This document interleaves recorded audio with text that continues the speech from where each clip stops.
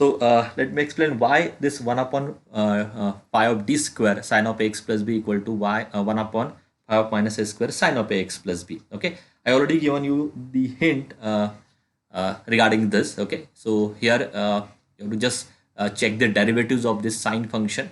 So if I consider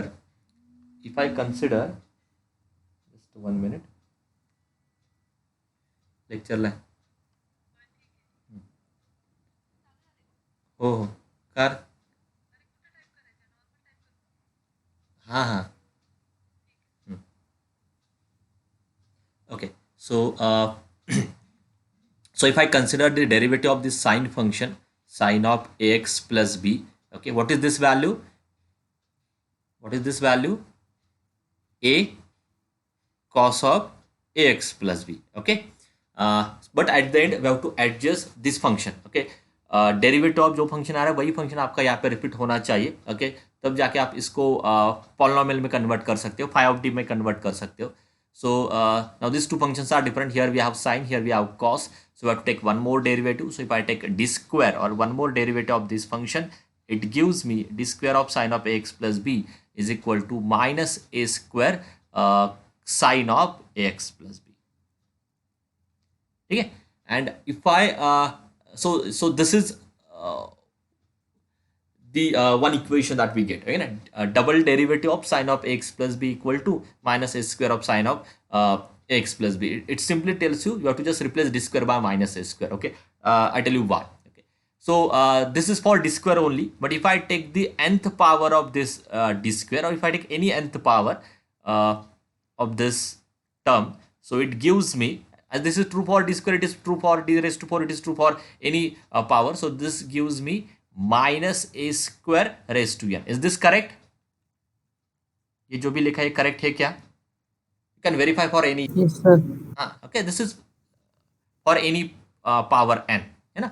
That d square of n is equal to minus a square of n. Now this you can treat as a polynomial. d square of n, आप सारे nth power के लिए आपके पास ये result आ रहा है, and we know that derivative you can a split derivative in terms of addition also. That result is also there with you. Okay, so this you can treat as a polynomial. Polynomial in which variable? This we can treat as a polynomial in which variable? In which variable? Okay, if I consider all the powers of d raised to n. Okay, all the powers of d raised to n means d square, d cube, है ना, ऐसे terms आपको मिलते हैं. So this is called as polynomial in D, है ना. This is called as polynomial in D. In between बस plus का साइन आता है, आपको पता है डेरिवेटिव प्लस साइन से सेपरेट हो जाता है, तो उसमें कोई इशू नहीं है. So instead of this, if I consider D square of n, and if I vary this n, then this gives me a polynomial in which variable? D square. D square. तो इसमें सारे D square के power आने वाले. तो यहाँ पे अगर आप अच्छे से देखते हो ना, यहाँ पे बेसिकली मुझे ये मिलने वाला है, डी स्क्वायर का स्क्वायर, डी स्क्वायर का cube, and so on. This gives me the polynomial in D square. So this can be replaced by phi of D square. सारे nth पावर के लिए ट्रू होता है. It directly tells you it is true for a polynomial in D square और polynomial in D. Okay, of sine of x plus B. Okay, if you use the similar logic, can anyone tell me what is the replacement for this? यहाँ पे मुझे क्या लिखना होगा इस case में? Yes, I use the same logic. What we have to write for that next term? Tell me quick. यहाँ पे क्या लिखना होगा? Minus a square into Okay, so Sine here x plus b. minus a square के powers vary हो रहे, so this gives you the polynomial in minus a square. ठीक है, this gives me polynomial in minus a square sine of x plus B. Okay, ये यहाँ पे shift करो, यहाँ पे शिफ्ट करो, you will get this final answer. यही लॉजिक है, तो आप इससे सारे के सारे प्रीवियस रिजल्ट भी प्रूव कर सकते हो. ठीक है, सो बट इसमें थोड़ा बहुत आपको अभी ये जो स्विच है ना, ये डी स्क्वायर के पावर्स वेरी कर रहा हूँ मैं, उसके बाद डायरेक्टली फाई ऑफ डी लिख रहा हूँ. ओके, ये इसके पीछे थोड़ा बहुत आपको मैथमेटिक्स बैकग्राउंड चाहिए, क्योंकि इसका रीजन वही है कि सारे डी स्क्वायर के लिए रिजल्ट ट्रू हो रहा है. डेरिवेटिव आपका या जो ऑपरेटर है आपका with respect to addition separate भी होता है, इसलिए आप डायरेक्टली इसको रिप्लेस कर सकते हो by polynomial in D. Okay, and ठीक है. सो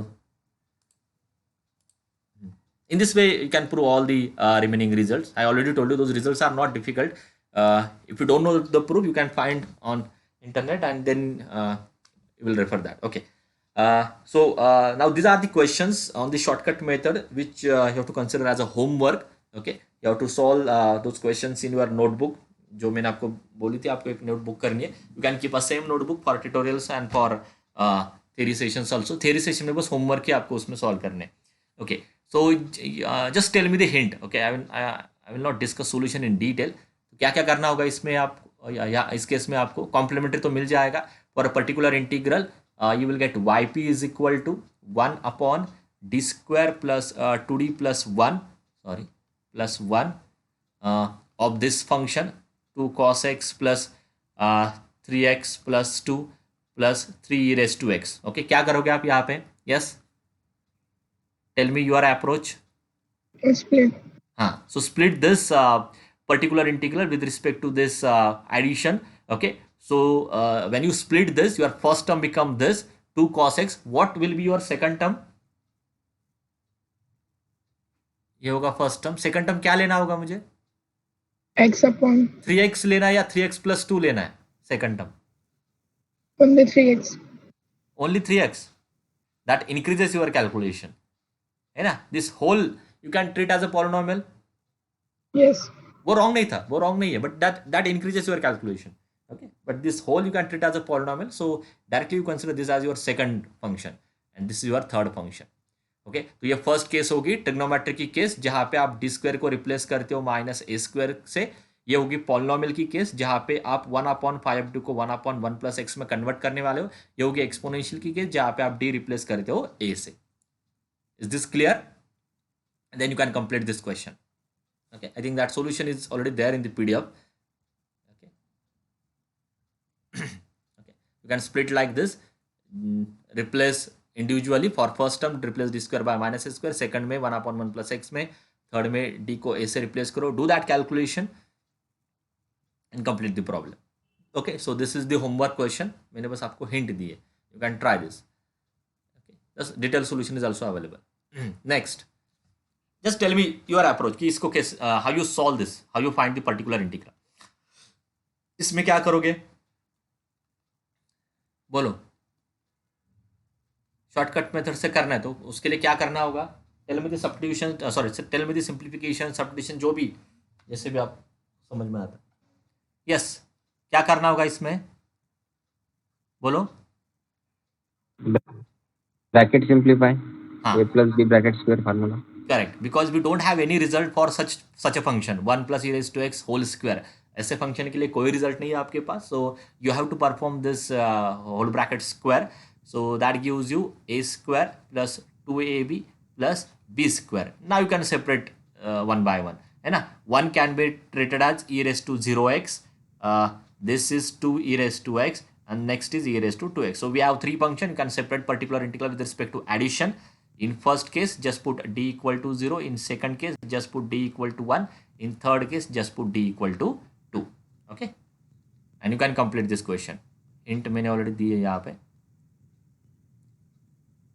I think so that solution is also there. You have to skip this example. It's a lengthy question, not fit in your syllabus weightage. But ठीक है, मुझे बस hint चाहिए कि आप इसको solve कैसे करोगे. If I want to find this particular integral, इसकी जगह पे अगर मैं d square minus 1 लेता हूँ तो it becomes simple. So how you solve this? I just want the approach. How you solve this? कैसे करोगे आप shortcut method से? Because we don't have any result for such a function. We have the shortcut method only for e raised to x, a raised to x, sin, cos hyperbolic, e raised to x into b, x into b. These are the cases. So how you solve this? कैसे करोगे आप इसको? बोलो. Yes. कैसे करोगे आप? We'll put cos hyperbolic x equals to e raised to ax, that formula. Very good. ठीक है. As we already know this simplification for cos hyperbolic x, which is e raised to x plus e raised to minus x by 2. Okay. So when I replace cos hyperbolic x by this, you will get this. Then this can be written as 1 upon d square minus 1. Okay, you can take this 1 by 2 outside as it is a constant, and then multiply this by e raised to x. So that gives me e raised to x cos x plus e raised to minus x cos x. Okay. Now we have two terms. Okay, this is your first term, this is your second term. In both cases we have to use which formula? We have to use here e raised to x into v. e raised to x into v का formula, उसको use करके solve करना है. Okay, यहाँ पे ये d raised to 4 की वजह से ये थोड़ा लेंदी हो रहा है. If you want to solve this example you can take this power as only d minus 1 you can take, or can it's or d square minus 1. It's better to take only d, या आप इसके जगह पे है ना d minus 1 square consider करो. That saves your calculation. d minus 1 square. Okay, d raised to 4 से try मत करो, वो लेंदी हो रहा है. ये शायद मैंने शो किया होगा, वो ज़्यादा ये क्रिटिकल हो रहा है. ये देखो इतना लेंदी हो जाता है वो, बाद में a plus b raise to 4 का फॉर्मूला यूज़ करके वो आगे जा रहा है. So you can skip this, ऐसे क्वेश्चंस नहीं रहेंगे आपको. हाँ, इसमें क्या करोगे? e raised to x into v का फॉर्मूला यूज़ करना है. तो वो यूज़ करने के बाद I will get what is that formula? You have what is that formula? e raised to x into v का फॉर्मूला क्या है? You have to keep this e raised to x outside. In that phi of d, replace d by d plus a. You will get something like this, and keep that cos square x as it is. How you solve this part? इसको कैसे करोगे आप? Cos square is equal to 1 plus cos pi 6 by 2. ठीक है. Okay, तो अभी आपको ideas almost आपके क्लियर है. यही क्वेश्चंस लेने का मतलब वही था. ठीक है, कि स्ट्रेट फॉरवर्ड अगर आपके पास फंक्शन नहीं आता है तो आप उसको सॉल्व कैसे करोगे. ओके, एमसीक्यूज में थोड़े चांसेस रेयर है इसके, क्योंकि ये थ्योरेटिकल क्वेश्चंस हैं. हाँ, now this is interesting question. Tell me how you solve this. बोलो. x e raised to minus x cos x. Tell me your method. Tell me your approach. Taking e raised to power minus x outside and then integrating 2 times x into cos x. इसको बाहर लेना, ऐसा बोल रहे हो. Taking e raised to minus x outside to what? Yes. This whole particular integral. Yes, sir. Okay, and then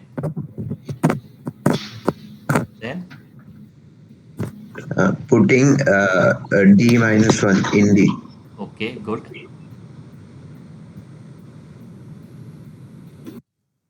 And what is your v here? X cos x. Very good. Okay, so simply here first of all we have to use the formula of e raised to x into v. ठीक है, तो ऐसे question में जहाँ पे दोनों rule का combination, क्योंकि यहाँ पे आप directly e raised to x into v से भी स्टार्ट कर सकते हो, x into v से भी स्टार्ट कर सकते हो. ऐसा अगर कोई कॉम्बिनेशन आता है जहाँ पे ये दोनों केसेस पॉसिबल है, e raised to x into v की केस भी पॉसिबल है, x into v की केस भी पॉसिबल है, in that case first of all you have to go with this. पहले आपको इस अप्रोच से ही जाना है, e raised to x into v से, एंड उसके बाद ही आप x into v से जाओगे. ठीक है, रिमेंबर दिस दिस सिंप्लीफिकेशन. नहीं तो उसमें टाइम जाएगा. आप रैंडमली भी जा सकते हो, आप x into v से भी पहले जा सकते हो, उसके बाद ये ले सकते हो. But if you want to save your calculation, या अगर आपको जल्दी करना है तो यही बेटर अप्रोच होगा आपके लिए. And I think that solution is there. Let me check. वही किया है मैंने, बाहर लिया है, डी को रिप्लेस किया है डी माइनस 1 से. यहाँ पे बस मैंने एक सिंप्लीफिकेशन किया था. This is nothing but D plus 1 whole square. Then I replace D by D minus 1 x into cos x. तो यहाँ पे 1 upon D square x into cos x. इसको कैसे करोगे? इसको कैसे करोगे फिर? Double integrate. हाँ, बट ये डिफिकल्ट होगा. Yes, I know that you have that direct result, but it become difficult. Difficult in the sense it takes time. आपको भी दिखाई दे रहा है ना, 2 बार इंटीग्रेट करना है, which is not a trivial task. 2 bar integrate करना है. बाय पार्ट्स रूल यूज करने के बाद जो आंसर आता है उसको एक और बार इंटीग्रेट करना. आप चेक करो, it is not easy task. So what is the alternative method? x into v formula. हाँ, ओके, तो ये आप देखो. सो इट्स बेटर, अगर मतलब 1 अपॉन डी स्क्वायर टर्म आता है कहीं पे, उसके अगर एक सिंगल फंक्शन है ना, तो ही आप डायरेक्टली डबल इंटीग्रेट करो. अगर वो प्रोडक्ट में आता है function, then it become difficult, क्योंकि दो इंटीग्रेशन ऑलरेडी डिफिकल्ट होता है. सिंगल फंक्शन को 2 बार इंटीग्रेट करना is not a difficult task. But ऐसे प्रोडक्ट के जो फंक्शन है, या कॉम्प्लिकेटेड जो फंक्शन है उनको दो बार इंटीग्रेट करना it's always difficult. Okay, so instead of taking double integration you just use the formula of x into v. So can anyone tell me the formula of x into v if you remember? x minus x minus phi dash of d phi dash of d upon phi of d into 1 bracket upon close phi d into v. v. Very good. So this gives me then e raised to minus x x minus क्या लिखना है बोलो, derivative, तो 2d 2d upon d square d square into 1 upon d square x into into v cos x. x cos x. अभी आप यहाँ पे 2 times integration कर ले सकते हो डायरेक्टली. ठीक है, so it is equal to, ये भी डी डी कैंसिल कर सकते हो. हाँ, वो हो जाता है यहाँ पे, बट मैं प्रॉपरली सॉल्व करके देता हूँ. हाँ, what is value of 1 upon D square cos x minus 1 minus cos x. Minus cos x है ना. फिर अंदर मल्टीप्लाई करो, that gives me e raise to minus x minus x cos x minus minus plus 2d upon D square cos x. ठीक है, इसको अगर आप कंप्लीट करते हो तो आपको आंसर मिलेगा. अब इसका डायरेक्टली आप बोल सकते हो, कैसे भी करो, या आप प्रॉपर जाते हो इस रूल से. 1 अपॉन डी स्क्वायर मतलब 2 बार इंटीग्रेशन, 2 टाइम्स इंटीग्रेशन आता है माइनस cos x, फिर उसका डेरिवेटिव माइनस क्या आता है, हाँ, sin x. sin x. सो क्या लिखना है मुझे वहां पे directly, plus 2 sin x. sin x. या आप डी डी कैंसिल करो, डी डी कैंसिल करो, it's easy. And 1 upon D मतलब सिंगल इंटीग्रल, और single integral of cos x is just sin x. That is easy. Okay, तो ऐसे question आपको MCQ में भी आ सकते हैं directly particular integral. I think this much practice is enough. ये इस मेथड पे मैंने इसलिए ज़्यादा टाइम दिया था because this is one of the important method when you come across a linear differential equation. आप जब आगे भी अपने करियर में जाओगे, ये मेथड आपको कहीं पे ना कहीं पे आगे भी यूज़ करनी होगी. This is one of the important method. जैसे लीनियर डिफरेंशियल इक्वेशन आप बोलते हो, तो ये मेथड 100% वहाँ पे आएगी. Okay, and now let us move to the next method to find the particular integral of a given linear differential equation. That method is called as method of variation of parameters. Okay, but जैसे आपको मैंने shortcut method के लिए बोला था, this shortcut method is applicable only for those particular functions, है ना. Other than those functions you cannot apply shortcut method to find that particular integral. In a similar way, in which case you can apply this method of variation of parameter. That first of all you have to understand. Okay, again you cannot apply this, the short form is MOVP, method of variation of parameter. You cannot apply this method randomly for all given differential equation. Okay, तो इसमें कुछ conditions है आपके पास, उन conditions में ही आप इस method का यूज कर सकते हैं सिंपली.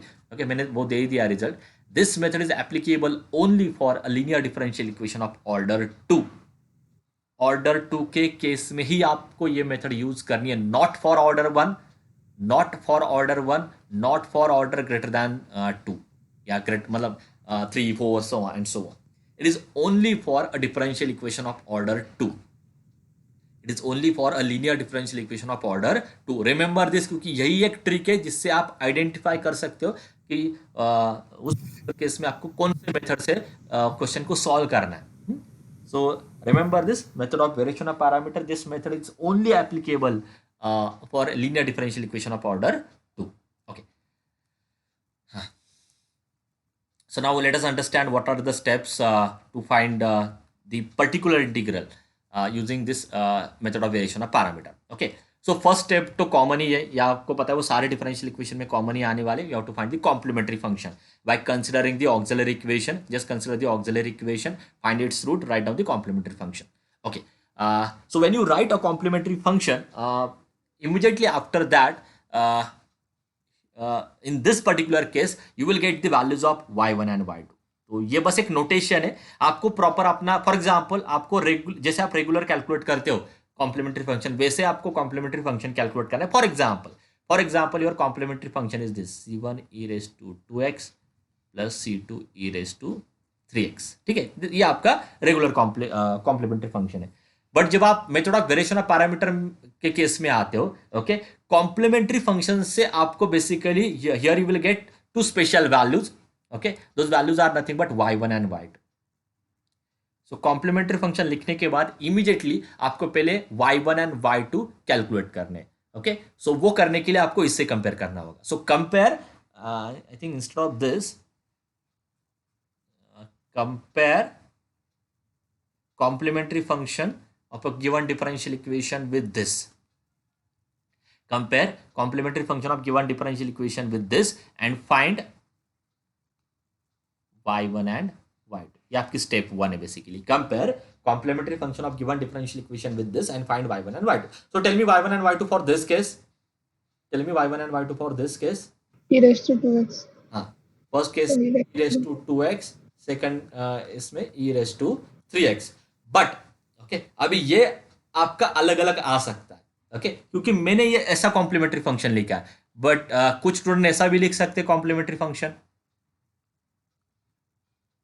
तो उस केस में उनका y1 क्या आ जाएगा, e raised to 3x and e raised to 2x. तो आपने जैसा कॉम्प्लीमेंट्री फंक्शन लिखा है उस अकॉर्डिंग ही आपको y1 एंड y2 सिलेक्ट करने हैं. ओके, तो अगर आपने इस फॉर्म में लिखा है तो ये आपके पहले करेक्ट थे. अगर आप इस फॉर्म में लिखते हो तो आपने अभी जो लिखा वो करेक्ट है. ठीक है, उससे आंसर में कुछ भी इफेक्ट नहीं होने वाला. You can select those y1 y2 randomly. Randomly in the sense ये c1 c2 आप क्या ले रहे हो उस पर थोड़ा वो डिपेंड करता है. ओके, ये नोटेशन वाइज आपको फिक्स रखना है. चेंज करते तो आगे फॉर्मूला आपका रॉन्ग हो जाएगा. ठीक है. ओके, सो अभी मैं इसको कैसे डिफाइन कर रहा हूं आप देखो. Okay, what is your y1? y1 is actually a coefficient of c1. ये बेटर होगा, coefficient of c1 in complementary function. तो फिर वो इशू नहीं आएगा कि क्या सिलेक्ट करना है. ठीक है, how you define your y1? y1 is the coefficient of c1 in your complementary function and y2 is what, coefficient of c2 in your complementary function. First step सबको समझ में आ रही है. कॉम्प्लीमेंट्री फंक्शन कैलकुलेट करना है. c1 का जो भी कोएफिशिएंट है call it as y1, c2 का जो भी कोएफिशिएंट है call it as y2. Is this clear now? Yes, sir. Okay, now yeah, let me take one more example just to check whether you are understood this or not. आप मुझे बोलो y1 and y2. हाँ, tell me y1 and y2 for this case, for this complementary function. इस case में आप मुझे बोल दो कि y1 क्या होगा, y2 क्या होगा. e raised to 2x. हाँ, and x e raised to 2x. हाँ, वेरी गुड. ओके, सो एट देन ये याद रखो कि आपको ये देखना है कि c1 का कोएफिशिएंट क्या है. c1 का कोएफिशिएंट जो भी होगा that become your y1 and c2 का जो भी कोएफिशिएंट होगा दैट बिकम योर y2. ऐसे ही इसको याद रखो, अदरवाइज मिस्टेक होगी. ओके, एंड ये रॉन्ग आता है ना, आगे मेथड टोटली रॉन्ग होगी. ठीक है, so this is your step 1, identify y1 and y2. Step 2 में this method, from this method you will get the particular integral as, so this is the formula that you will get directly from this method. So what this method tells you, your particular integral, that is yp is equal to u into y1 plus v into y2. ये formula है इस method से. Okay, what is your particular integral? This method tells you your particular integral is u into y1 plus v into y2. Already y1 y2 आपको complementary function से मिलने वाले हैं. Now the question is about only u and v. What are your u? What is your u and what is your v? Okay. So what is u? U क्या होता है basically? Where u is equal to integration of minus y to f of x. F of x means जो right side का function है divided by Wronskian. Okay. I will tell you what is this w. Okay. Wronskian means w. And what is your v? V is integration of y1 f of x upon Wronskian dx. Now the question is what is this w? W क्या होता है? W is called as Wronskian. Okay, it is there. So W is called as Wronskian, and it is actually a specific determinant. What is Wronskian? Wronskian is a specific determinant wherein first row we have to just consider y1 and y2, and in second row we have to consider their derivatives, first derivatives. ये जो भी calculate होता है that become your Wronskian. ठीक है, तो आपको करना क्या है? कॉम्प्लीमेंट्री फंक्शन कैलकुलेट करना है, वहां से y1 y2 कैलकुलेट करना है. फिर आपको पर्टिकुलर इंटीग्रल ऐसे लिखना है, u यहाँ से कैलकुलेट करना है, v यहाँ से कैलकुलेट करना है, w उससे पहले आप कैलकुलेट करके रखो, एंड देन जैसे u एंड v मिलता है, u एंड v की वैल्यू इस इक्वेशन में पुट करो, इक्वेशन 1 में, that gives you final particular integral. Clear हो गया मेथड क्या? एग्जांपल लेने वाला उससे और अच्छे से क्लियर होगा. ओके, समझ में आ रहा है यहाँ तक? थोड़ा बहुत तो समझ में आ रही है क्या मैं बोल रहा हूँ इस मेथड में कैसे. Yes, sir. And now let us directly take one example. Okay अभी मैं इन डिटेल में सॉल्व करके देता हूँ पहला एग्जांपल एंड फिर पीपीटी पे दिखाता हूँ. जो भी डाउट्स आते हैं जो भी पार्ट नहीं समझ में आता है मुझे डायरेक्टली बोल दो. ओके सो यहाँ पे मैंने स्पेसिफिकली मेंशन किया है solve this example by using method of variation of parameter. But before this first you tell me can we solve this using shortcut method. ये शॉर्टकट मेथड से हो सकता है क्या question. Can we solve this example using shortcut method. No. No, because we don't have a special function here on RHS है ना. Shortcut method में कुछ स्पेसिफिक फंक्शन है जिनके लिए ही आप शॉर्टकट मेथड का यूज करते हो. वो फंक्शन यहाँ पे नहीं है इसलिए आप शॉर्टकट मेथड से ये प्रॉब्लम वैसे भी नहीं सॉल्व कर सकते हो. ठीक है. So we have only one choice that we have to go with method of variation of parameter. So in solution let us first write the auxiliary equation. Okay, so consider auxiliary equation. What is that auxiliary equation? M square plus 4 is equal to 0. That gives me m is equal to, yes, what are the roots? Plus minus twice I. Very good. Plus or minus 2i, and this gives me the complementary function as e raised to 0x. वो 1 होगा. So can I write directly cos of 2x plus c2 sine of 2x. ये समझ में आ रहा है सबको. अभी multiply by e raise to 0x होता है. रियल पार्ट है ही नहीं वहाँ पे तो 1 ही होगा. Okay so this is my complementary function. I hope this part is clear to you all now. Okay now now tell me your y1 and y2. So let ये आपको डिफाइन करना है ना. So let what is my y1, what is my Cos 2x. cos 2x. c1 का coefficient this become my y1 and y2 is equal to sin 2x. This become my y2. Okay, so if I take this as my y1, this as my y2, from method of variation of parameter. Okay, so from this method you will get yp as from this method of variation of parameter. What is your yp? Yp is u into y1 plus v into y2. Okay, you can put the values of y1 and y2. So it gives me u into cos 2x plus v into sin 2x. यही आपका final answer है. बस आपको u calculate करना है और v calculate करना है. सो इस मेथड से डायरेक्टली आपके पास पर्टिकुलर इंटीग्रल आता है जिसमें बस u एंड v आपको सेपरेटली कैलकुलेट करने हैं. Now let us calculate u and let us calculate v. But before this let us first calculate Wronskian. Okay so Wronskian means w which is equal to क्या definition है if you remember. Y1, Y2. हाँ, in first row just consider y1 and y2. In second row consider their derivative. This is the definition of Wronskian. So it is equal to y1 cos 2x, y2 sin 2x. Their derivative is 2 sin 2x. क्या लिखना है यहाँ पे? Minus. क्योंकि derivative है, इसका आ जाएगा 2 cos 2x. So is equal to क्या आएगा Wronskian 2. ये cos स्क्वायर x करेक्ट है. 2 ही आएगा ना. Yes, sir.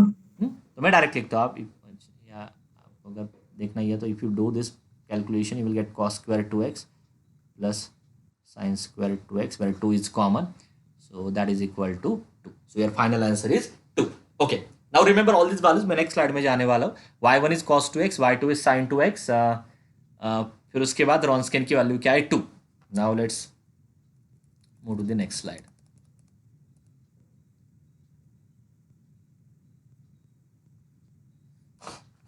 Just 1 minute.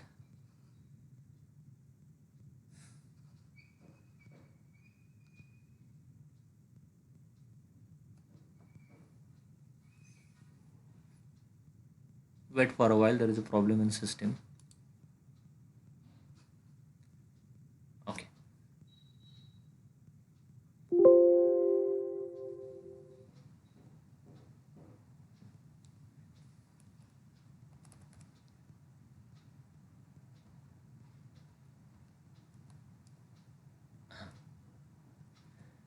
यही था ना, ये नहीं था. यही था क्वेश्चन. ठीक है. So let us continue here. एक है ना स्लाइड ऐड करता हूँ तो इसमें प्रॉब्लम नहीं आएगा. Just give me 1 minute.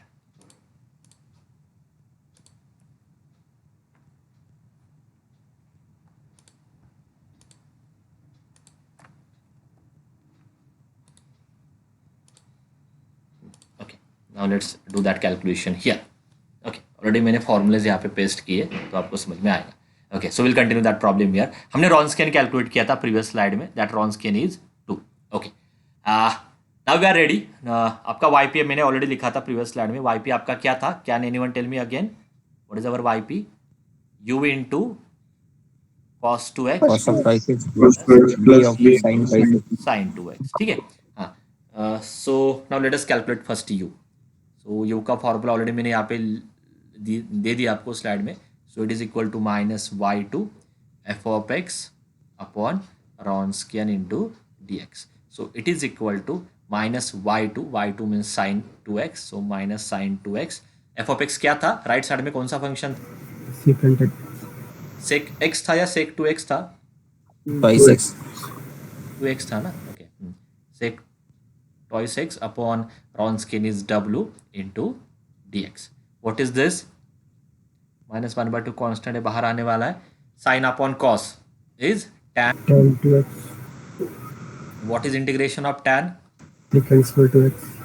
हाँ, log of mod of sin sec x. tan x का क्या है? log of sec x ना. By 2. by 2. ठीक है. सो दिस 2 कैंसिल नहीं होगा. So I think your final answer is minus 1/4 log of sec 2x. ये हो गया आपका फर्स्ट फंक्शन u. या एज इट इज यहाँ पे रखना है आपको, कुछ आगे सिंप्लीफिकेशन नहीं करना है. That become the final yp. Okay, अभी बस v कैलकुलेट करना है. So on a next slide let us calculate v. सो v क्या होगा आपका? Integration y1 f of x upon Wronskian dx. So it is equal to y1 क्या था? It is there on previous slide. y1 है cos 2x. y1 है cos 2x. f of x है आपका sec 2x. Wronskian है आपका 2 dx is equal to 1/2 is the constant. ये cos cancel होगा. You will get only x. So your answer is 1/2x. Okay. So what is your final yp? Final yp क्या था? u. Okay. u into y1. But u की value क्या थी from a previous slide? That is I think minus 1/4 log of tan log of sec 2x. So minus 1/4 log of sec 2x. This is u into y1. What is your y1? Cos 2x plus v. V is this into sin x. Clear हो गया एक question? This is your final answer. yp is this and yp that become the final solution. Is this clear now? Clear हो गया ये question या और भी कुछ doubts? That detailed solution is already there in the PPT. इसलिए मैं okay, you can check this. Okay, so that solution is there. Okay, we'll take one more example. अभी भी अगर आपके पास कुछ डाउट्स है. So next question is using method variation of parameter, you have to solve this differential equation d2y by dx square plus y equal to cosec x. Okay, let us first write the auxiliary equation. यहाँ पे मैंने आपको पहले clear किया. use m. So that gives me m is equal to plus or minus I. So your complementary function is c1 cos x plus c2 sin x. What is y1? cos x. y1 is cos x, y2 is sin x. Okay, and from this method what is your particular integral? What is the formula of particular integral using this method? वो मैंने already यहाँ पे दे दिया. हाँ, yp is equal to u into y1 plus v into y2. Just put the values of y1 and y2. u into cos x plus v into sin x. Now let us calculate Wronskian. उसके बाद u, उसके बाद v. ये सारी चीज़ें मैंने already corner पे रखी है. Now we know the definition of Wronskian from the definition of Wronskian, which is determinant of y1, y2, y1 dash, y2 dash. where your y1 is cos x, y2 is sin x. In next row there are derivatives, which is minus sin x cos x, so it become cos square plus sin square, that is 1, correct? So your Wronskian is 1. Now let us calculate u. What is formula of u? U equal to integration of minus y2 f of x upon Wronskian into dx. So which is equal to minus y2 is sin x. Right side में आप देखो, question में right side में function क्या था, cosec x, नीचे Wronskian is 1, but cosec x is 1 upon sine, तो ये साइन कैंसिल हो जाएगा, here you will get only -1, है ना, -1 dx, दैट इज -x. तो एक वैल्यू आपके पास आ गई which is -x. Again that same question, यहाँ पे भी आप इनडेफिनाइट इंटीग्रल कंसिडर कर रहे हो, बट आपको कहीं पे c ऐड नहीं करना है. ओके, सो रिमेंबर दिस, क्योंकि वो जो c था आर्बिट्री कांस्टेंट जो आपका आप कंसिडर करते हो इनडेफिनाइट इंटीग्रल में, वो ऑलरेडी आपने कॉम्प्लीमेंट्री में कंसिडर किया है. Okay, so no need to add that c here in the integration. ठीक है, okay. So v equal to y1 f of x upon w. This is the formula of v. y1 is cos x, f of x is cosec x into dx. Cos upon cos x means cot x, and cot x का integration होता है log of sin x. Trivial integration से. So v is log of sin x.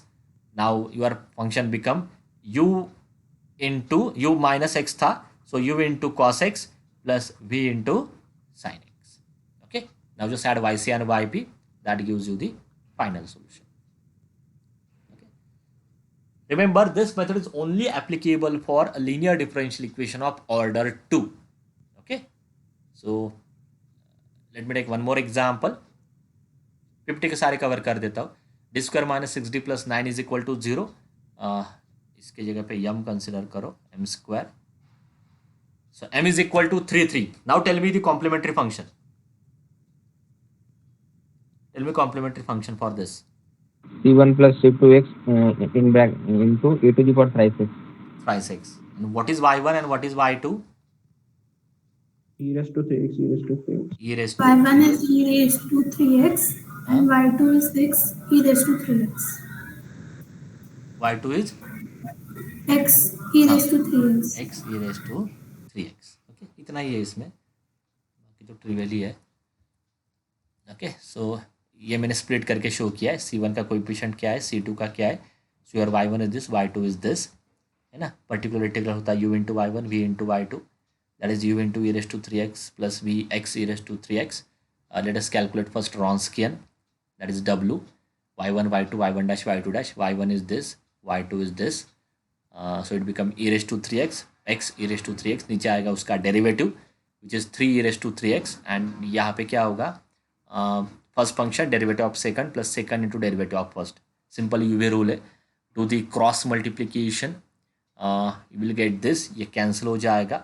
So the value of Wronskian is 6x. हाँ, अभी इस पे जो MCQs आपको आने वाले हैं, उन MCQs में आपको Wronskian क्या क्या क्वेश्चन आ सकते हैं, आपको Wronskian कैलकुलेट करने का क्वेश्चन आ सकता है सेपरेटली 2 मार्क्स के लिए या 1 मार्क के लिए. ओके, आपको सारी चीज़ें गिवन होगी, आपको u कैलकुलेट करने का क्वेश्चन आ सकता है. सारी चीज़ें गिवन होगी, आपको v कैलकुलेट करने का क्वेश्चन होगा. सारी चीज़ें गिवन होगी मतलब Wronskian गिवन होगा, ये y1 y2 गिवन होंगे, बस फॉर्मूला में पुट करके सॉल्व करना है. ठीक है, ये तीनों पॉसिबल क्वेश्चंस इस मेथड के ऊपर आ सकते हैं आपको. ओके, स्प्लिट होके डायरेक्टली ये पूरा क्वेश्चन तो नहीं आ सकता, बट Wronskian आ सकता है, u कैलकुलेट करने का पार्ट आ सकता है, v कैलकुलेट करने का पार्ट आ सकता है, ऐसे. Now let us find u. So u equal to minus y2 f of x upon dx, है ना. y2 minus y2, y2 क्या था ये, है ना. ये आपका फंक्शन है e raised to 3x upon x square. नीचे Wronskian e raised to 6x, तो ये e raised to 6x cancel with this e raised to 3x into e raised to 3x. ये माइनस x इससे cancel होगा, तो क्या मिलेगा आपको यहाँ पे, integration of what, -x. Minus 1 upon x. 1 by हाँ, इतना ही रहेगा. And I think which is log x. Okay, which is log x, minus times log x. v is equal to y1 f of x upon Wronskian. y1 is e raised to 3x, f of x is this, नीचे e raised to 6x, e raised to 3x, e raised to 3x cancel with this e raised to 6x. 1 upon x square का integration -1 upon x, है ना. And now you can write down the final yp. Which is u into y1 plus v into y2, u की v की value put करो, you will get this. And if you want you can simplify further, नहीं तो आप as it is रखो, जितना हो रहा है उतना मैंने किया है. And this is your final solution, final particular integral. So your final answer is this, yc plus yp equal to this.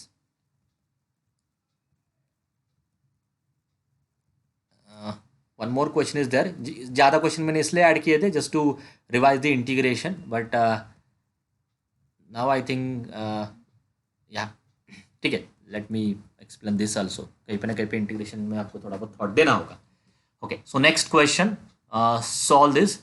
इन सारे क्वेश्चंस में आप अच्छे से देखो, राइट साइड में मैंने ऐसे ही फंक्शंस लिए ना जो आप शॉर्टकट मेथड में आपने नहीं देखे थे. सो तो स्पेसिफिक क्वेश्चन है इस method of variation of parameter के. कभी कभी ऐसे भी कुछ क्वेश्चन आ सकते हैं जो आपको लग रहा है कि दोनों मेथड से हो रहे हैं, होने वाला है ऐसा भी. ओके, अगर आपके पास कोई एक डिफरेंशियल इक्वेशन आता है जो शॉर्टकट मेथड से भी हो रहा है एंड वो method of variation of parameter से भी हो रहा है, तो आप कौन से मेथड से जाओगे?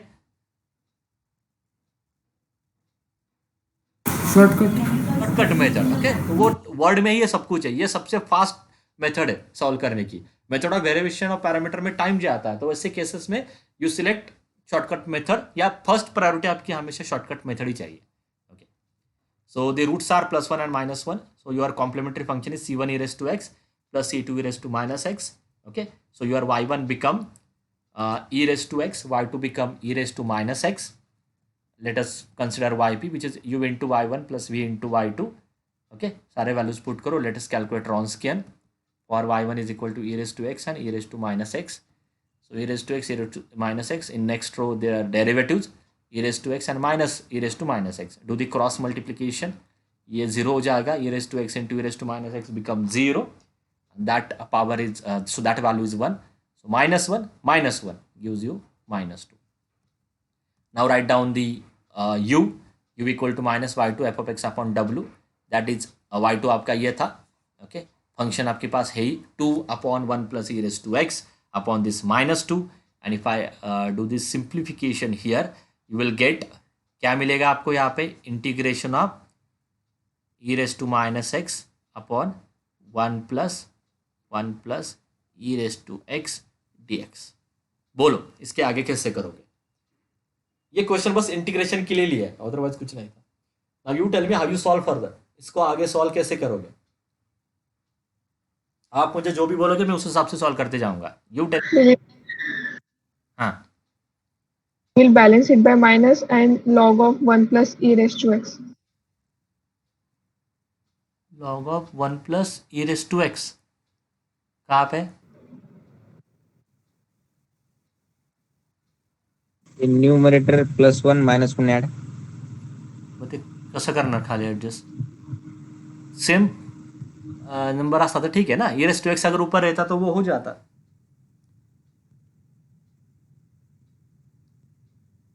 +1 -1 के लिए at the end the logic is what you have to cancel out this denominator. Sir e raised to -x को 1 upon e raised to x लिखने का, नीचे मल्टीप्लाई करके then e raised to x को कुछ तो पुट करने का m और. You are almost close but not the fastest way which I want. After that you want to put e raised to x equal to t. Okay, no problem. You can go with that also. Sir denominator में से e raised to x common लिया तो. Okay, and it become e raised to -2x on the numerator. Yes sir. Then आपके सारे answer से question solve हो रहा है, but I want the fastest way. आपके सारे आंसर से क्वेश्चन सॉल्व हो जाएगा, इतना भी डिफिकल्ट इंटीग्रेशन नहीं है. उस केस में भी आप उस केस में आपने जो बोला ना कॉमन लेने का, उस केस में ऊपर e raised to -2x आ जाएगा, नीचे e raised to -x + 1 आ जाएगा. फिर उसके बाद क्या करोगे? आपने जो बोला वो मैं दिखाता हूँ. 1 upon e raised to power x is equal to t. हाँ, मतलब आप ये भी करते हो ना, एट देन ये भी उसी फॉर्मेट में जाएगा. इसके बाद भी वो सॉल्व होगा सब्स्टिट्यूशन मेथड से ही. तो आपको पहले समझ में आना चाहिए कि ये क्वेश्चन सब्स्टिट्यूशन से ही सॉल्व हो सकता है. कुछ भी एडजस्टमेंट करने की कोशिश करते हो तो वो पार्ट जो सिंप्लीफाइड फॉर्म है वो भी सब्स्टिट्यूशन से ही सॉल्व करना है. ठीक है. सो ऑलमोस्ट करेक्ट था e raise to x equal to T, but उससे थोड़ा कैलकुलेशन और इंक्रीज हो जाता। तो सबसे इजी वे इसमें जो मुझे लग रहा है, I don't know whether you may have a better way than me also, but what I feel is it's just put this whole value, this whole denominator, क्योंकि जितने डिनोमिनेटर कम हो जाएंगे उतना आपके लिए इजी होता है, इक्वल टू टी। ठीक है, then it become e raised to x dx is equal to dt, and if I put all these values here, you will get, क्या लिखना है बोलो, which implies e raised to x is equal t minus 1. e raised to x equal to this. So what is value of e raised to minus x? As e raised to x is t minus 1. What is value? 1 upon t minus 1. 1 upon t minus 1. So और नीचे ये क्या होगा? T. Let me write it. 1 upon t minus 1. नीचे ये t होगा और dx की वैल्यू क्या आएगी? dt upon e raised to t x. upon t minus 1. हाँ, e raised to x is t minus 1. तो ये कैंसिल हो रहा है? नहीं ना, नीचे ही है दोनों फैक्टर।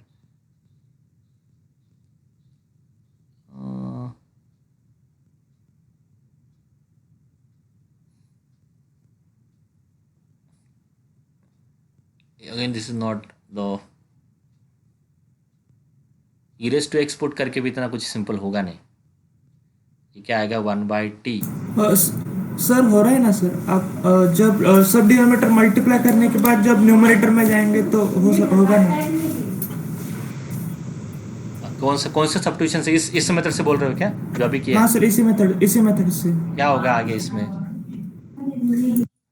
नीचे क्या आएगा? t into t minus 1 whole square, है ना? करेक्ट है ये? हाँ सर।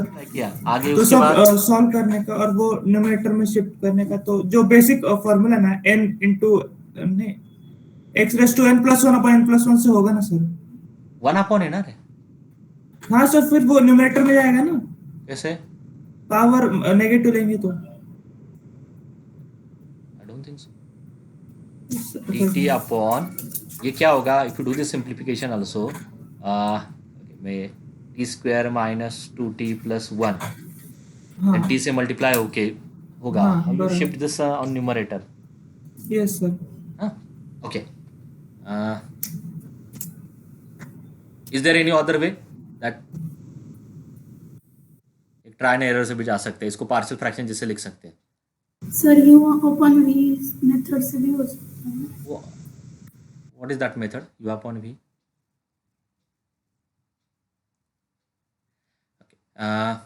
जस्ट 1 मिनट, एक बार देखता हूँ मैं। dx e raised to x को t पुट किया तो I will get this, and dx upon e raised to x को t पुट किया, e raised to x dx become dt by t, so 1 upon t square into 1 plus T. ये ऐसे आने वाला है, so almost close ही आ जाएगा, उसका भी कोई बेनिफिट नहीं होगा। सो पर्टिकुलर इंटीग्रल, हाँ sir e raised to minus x को 1 upon e raised to minus x लिख सकते हैं, और न्यूमरेटर पे बाद में e raised to x और e raised to minus x add करने का, बाद में सेपरेट करने का। Let me do it what you said.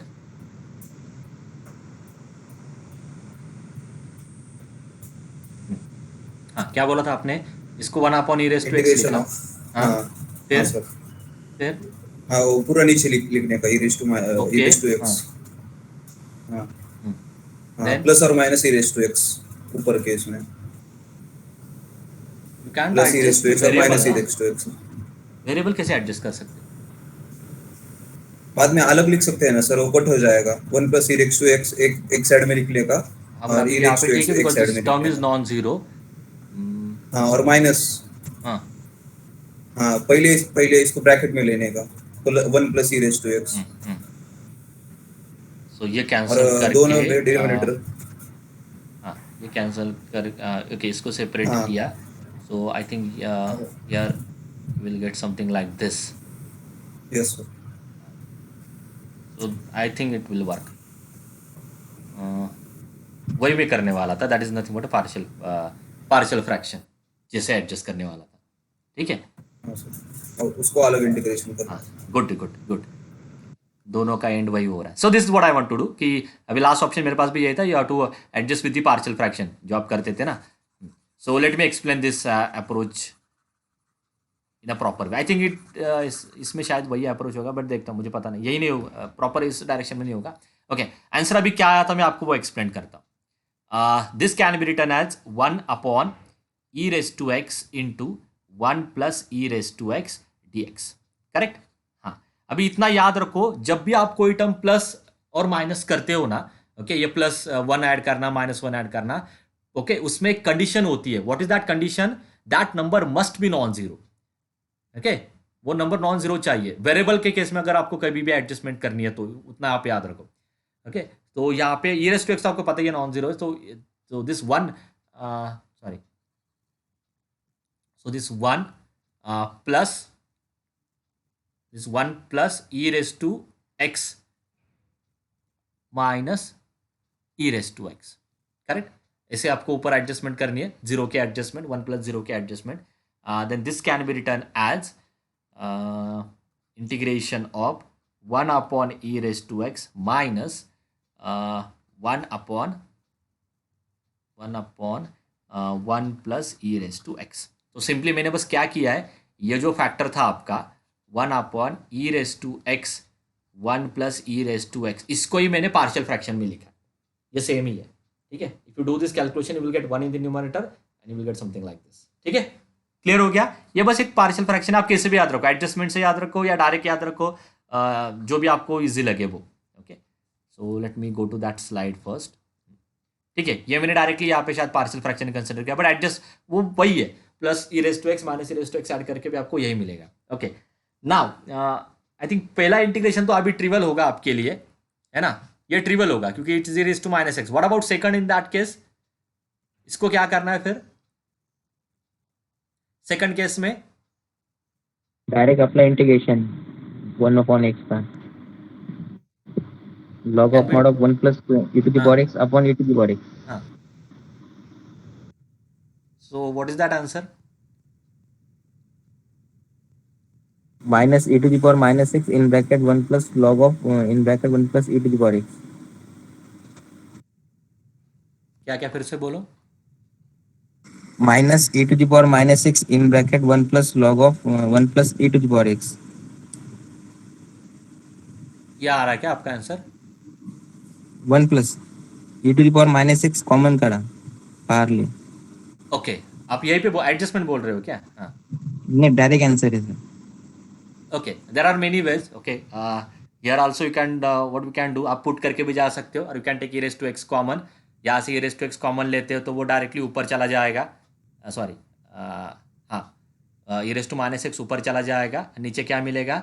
1 plus e raise to minus x. मैंने बस क्या किया, ई रेस टू एक्स को कॉमन लिया तो उसकी जगह पे 1 आ जाएगा, 1 की जगह पे ई रेस टू माइनस एक्स, ऊपर भी वो सेम चला जाएगा. नाउ इसके आगे कैसे करोगे? मैं फिर से लिखता हूँ क्या मैंने बोला है. नीचे से e raise to x common लेके ऊपर शिफ्ट करो, that become e raise to minus x, और नीचे आपको क्या मिलेगा? E raise to minus x plus 1. How you solve this now? इसका आंसर डायरेक्ट है सर. वो डायरेक्ट नीचे का डेरिवेटिव ऊपर है तो लॉग ऑफ नीचे का हाँ. करके. तो एक रिजल्ट ये सबसे ज़्यादा बार आपने यूज किया होगा इन इंजीनियरिंग, है ना. ज़्यादातर केस में यही इंटीग्रेशन फार्मूला आप यूज करते हो, which is f dash of x upon F of x. अगर फंक्शन का डेरिवेटिव न्यूमरेटर में आ रहा है, in that case you can directly write this as log of denominator. Okay, so this is nothing but, अभी ये इसका derivative minus time से आता है, तो ये माइनस मुझे अंदर लेना होगा, इसलिए मैं प्लस ले रहा हूँ, log of denominator. Okay, so this is your final answer. तो ऐसे कुछ इंटीग्रेशंस आते हैं, वही है यहाँ पे मैं स्लाइड में दिखाता हूँ प्रॉपर. ऊपर शिफ्ट किया, now the we know this formula F dash of x upon F of X is equal to log of F of X. So the derivative is already there in the numerator, बस ये minus अंदर लेना होगा, तो minus अंदर लेने के बाद वहाँ पे प्लस आ जाएगा, you will get this final answer.